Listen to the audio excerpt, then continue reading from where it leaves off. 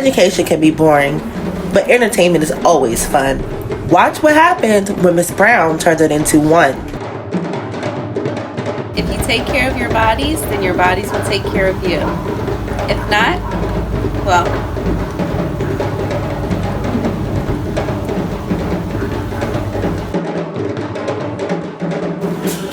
technology first is in everything we do. Hi, I'm Miss Teacher. You normally see me behind the camera. I also edit videos and I upload them to our YouTube channel. I've accepted on some extra tools lately. I've been giving you videos in education, entertainment, edutainment, and environmental science, and a lot more coming soon. Hello, Sankofa families. Are you ready for today's activities? We are. 3, 2, 1, go.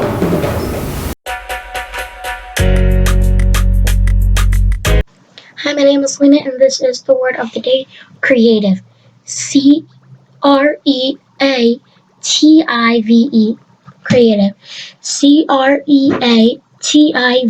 creative. Capable of making or imagining new things, creative. C-R-E-A-T-I-V-E, creative. Bye.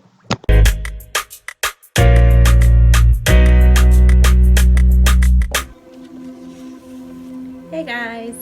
Today I'm going to speak with you about health and wellness, and a big part of health and wellness, to me anyway, is stress management and mindfulness. Stress management is very important because a lot of times in our lives we go through things, or we experience things, or we witness things that can become very, very stressful.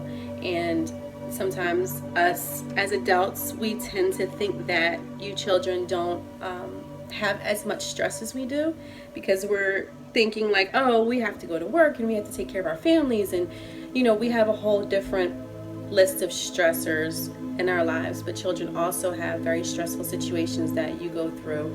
A lot of stress, especially recently, with not being able to go to school, not being able to see your friends or be in the same types of settings that you're used to being in. That can be extremely stressful. So I'm going to talk to you today about ways to manage your stress.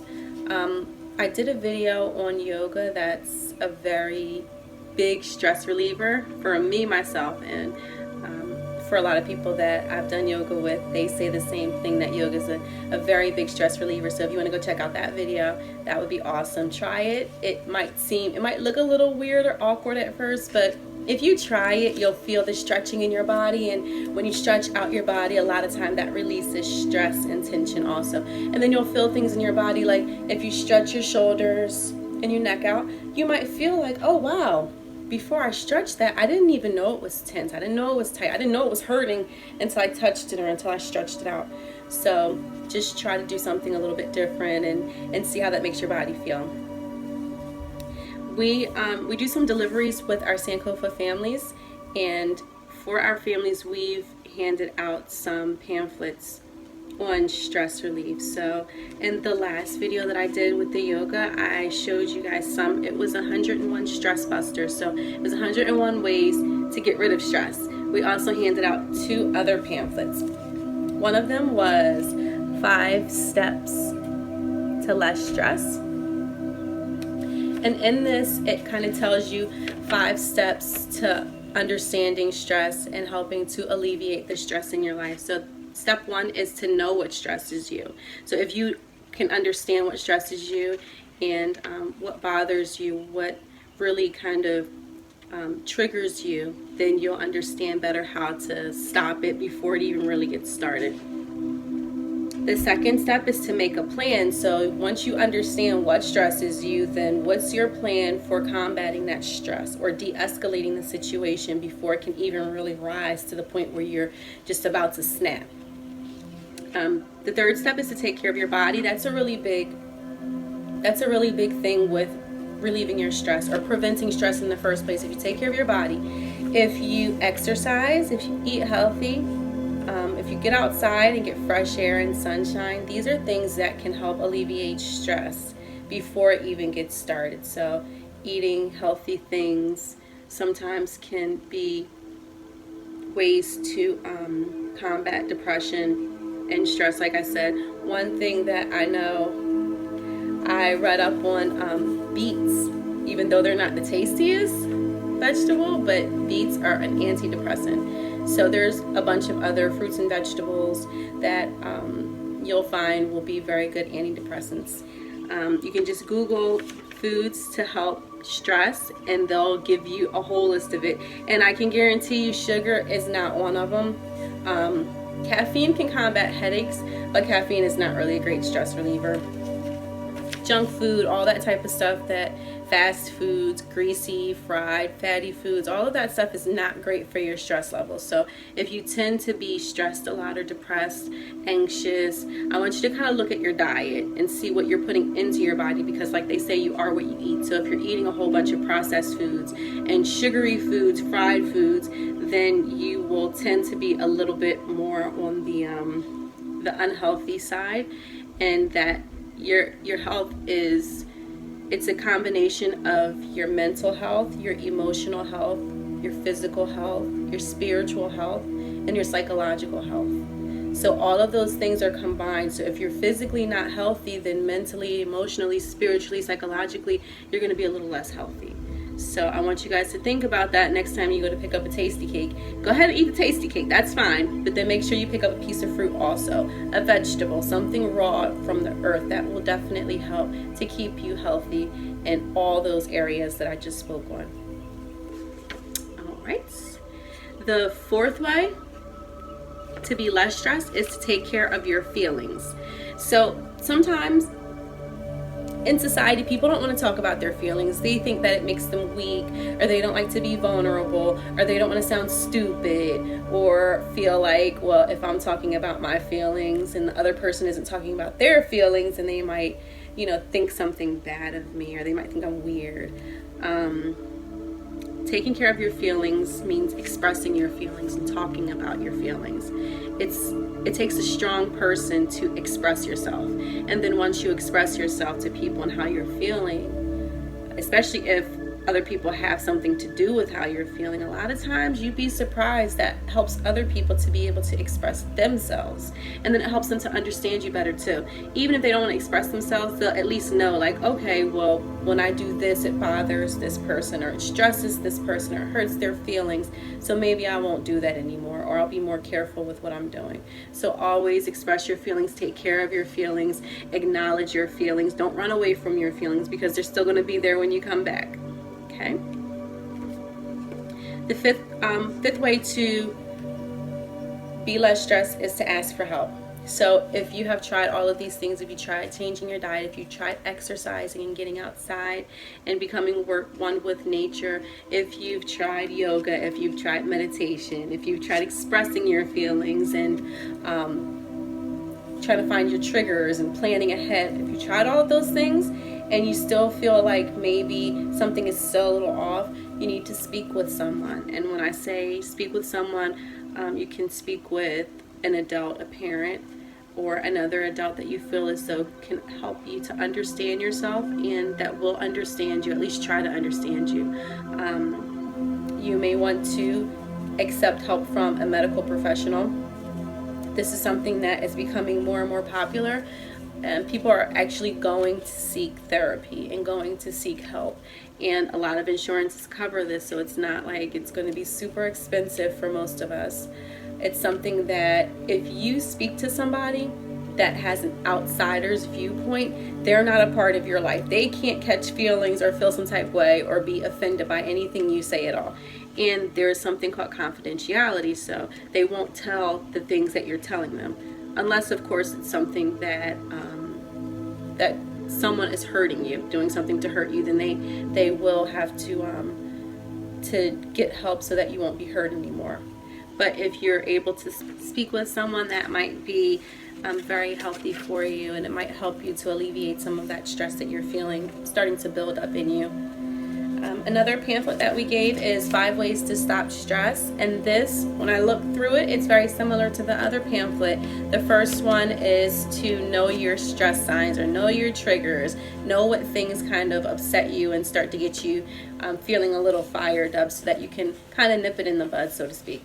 The second one is to manage big and little changes. So when you start to experience changes in your life, that can be something that is very, very stressful. So even if it's the smallest thing that you have to change about your routine or your schedule, that can be stressful. Learn to deal with things as they come along so that they don't start to build up and compile on you.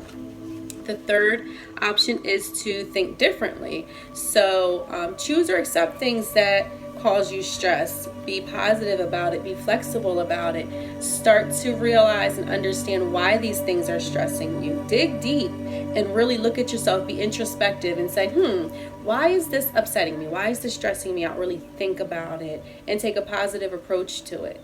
And then that may help a little bit. Number 4 is let stress go. Make time to relax and be nice to yourself. So this might sound a little easier said than done, but I have one thing that I'm going to do once I'm finished talking to you about this pamphlet that can help you to take time for yourself to feel a little less stress. And number 5 is make healthy choices. Again, we talked about diet, exercise, staying away from drugs, alcohol. Those are depressants. Even uppers, they make you feel like you're up and you're high at one point, and then when you crash, you come crashing down very, very hard. So stay away from drugs, alcohol, tobacco, things like that will definitely kind of spike your stress levels through the roof while you're doing it, after you coming down. If you can't get your hands on anymore, those are things that can definitely stress you. Stay away from it. Things like eating healthy, exercising, things that can actually give you a natural high. Those are things that you can always get your hands on. Those are very inexpensive things. Those are things that will help your body and help your stress levels, and you don't come crashing down from after you go out and exercise or you go to the gym. You don't come crashing down. It's kind of like a high that stays with you. It releases these endorphins in your brain, and these are pleasure signals. And so when you're working out and you're stretching your body and you're exercising, that's telling your body, ooh, this feels good, this feels great. And so, like I said, the mind, the body, the spirit, emotions, psychology, everything is connected. Okay? So one thing I'm going to do right now is a little bit of mindful guided meditation. I know you guys can probably hear the music in the background. One thing I like to do if I'm starting to feel a little stressed is put on music. And different types of music have different frequencies. So the frequency I'm listening to right now is 432 hertz frequency. So you can use frequencies for anything in your life. If you need to concentrate and study for a test, you can just Google music frequency for concentration, music frequency for focus. If you're stressed, music frequency for stress. If you feel like you're having some type of physical pain, they even have a frequency for that to help heal physical body pains. So just Google frequency for whatever it is that you want to focus on, and then they'll send you to probably YouTube, and then they'll have a bunch of different music selections for you to choose from. Give it a chance. It sounds a little weird at first if you're not used to it, but once you really breathe and take it in and relax, keep your mind open, and you'll be surprised at how healing music can actually be. So with meditation, I like to sit somewhere very comfortable. This is my meditation spot right here. So I have this is like my Zen spot right here in my home. I like plants too, so being around plants. Sometimes I meditate outside. If you go outside barefoot and kind of walk through the grass barefoot, be careful, because sometimes there's stuff in the grass you can't see. But if you're careful and you walk through the grass or the dirt barefoot, it's a grounding exercise, and it helps to connect you to the earth, and that will help to relieve a lot of stress right there. So with meditation, we get in a comfortable position. You don't have to sit any specific type way. I know with meditation you might see people with their legs crossed and their fingers a certain type way. You don't have to do that if you don't want to. You can meditate. I've gotten to the point now where I can meditate while I'm driving a car with my eyes open, being completely aware of everything going on around me. So the more you do it, the better you'll get at it, and the more you'll be able to kind of cater it and tailor it around your lifestyle. So when I meditate, I like to close my eyes and kind of erase any thoughts out of my mind. So you have an entire day's worth of stress that you're getting rid of. Just kind of quiet and calm, silence your mind. A big part of meditation is breathing. So when I meditate, I like to inhale very slow and deep for about 4 seconds. Hold it for about 2. And exhale completely. And do that one more time.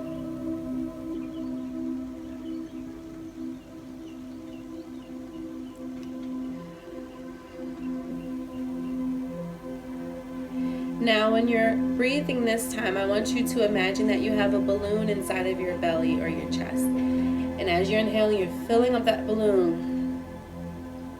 And then once you get it completely filled up, as much as you can, you're going to hold it and then release. Now this next time when you inhale and fill up your balloon, I want you to fill your balloon up with positive thoughts. Happy thoughts, calm thoughts. Hold it. And I want you to release. When you release and deflate that balloon, I want you to release all of the negative thoughts. You're going to inhale anything positive that makes you feel good.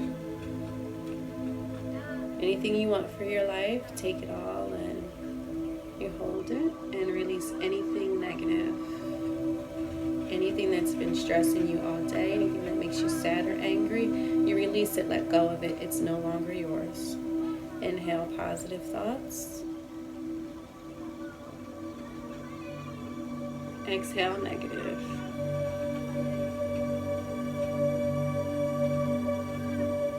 When you inhale, I want you to take every sound that you hear in. I want you to be present in the moment. You're not thinking about anything except for good things.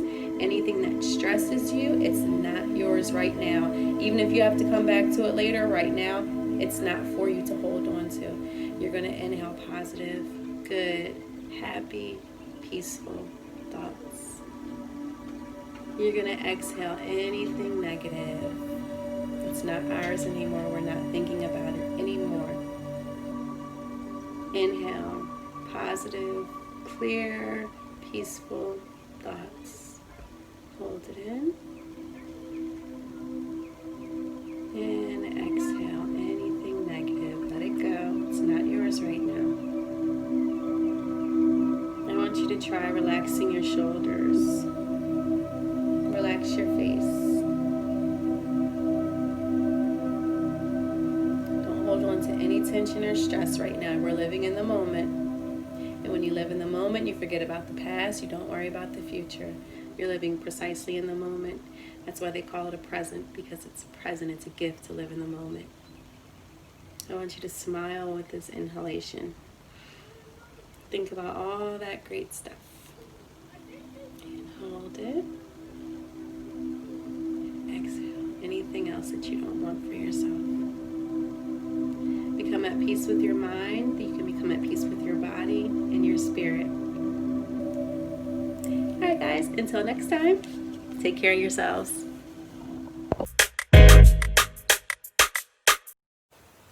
It's so amazing to be loved. I follow you to the moon and the stars above. Oh. Hello, I'm Katrina, and I'm just celebrating one of my favorite musical artists, Mr. Luther Vandross. This is coming to you today in honor of National African American Music Appreciation Month, which is June every year, declared so by President Jimmy Carter in 1979. So let's get back to Luther. Luther Vandross was a crooner, a singer, a songwriter, and a producer. He was born in 1951.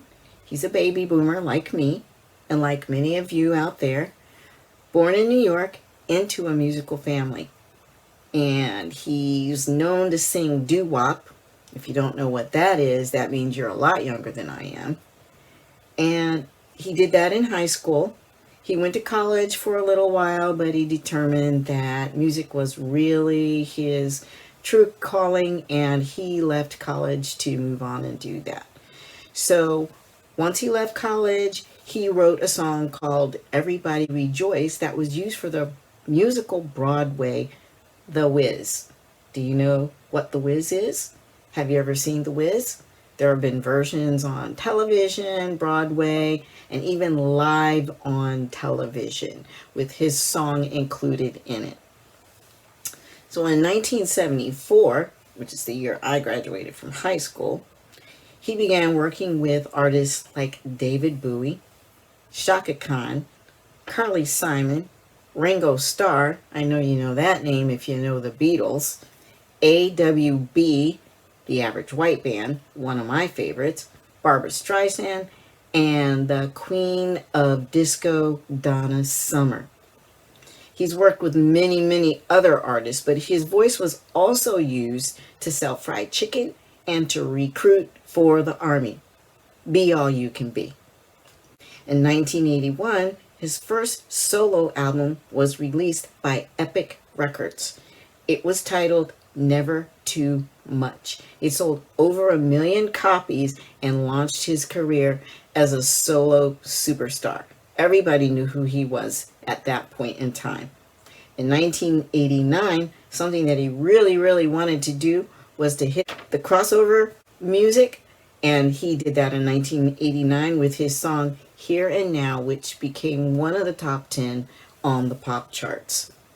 In 2003, unfortunately, Luther Vandross suffered a stroke and was debilitated for a period of time before he passed away. But prior to that time, he was able to enjoy receiving a Grammy Award for his song Dance with My Father. He actually received 3 of them for that particular song. In 2004, he received 4 Grammys. In total, during his career, he received 8 Grammys. So he had a successful career. He was a human being like the rest of us, and he had some other problems going on. He mentioned that when things were going well in his love life, his weight was fine. And when things were not going well in his love life, he turned to food for comfort, and therefore his weight fluctuated up and down, which exacerbated his diabetes and things like that. However, he left a legacy of so much beautiful music. And although one of my favorite songs, So Amazing, did not reach Grammy status, he didn't receive a Grammy for that, I'm still going to play a little bit of that for you right now. So hold on.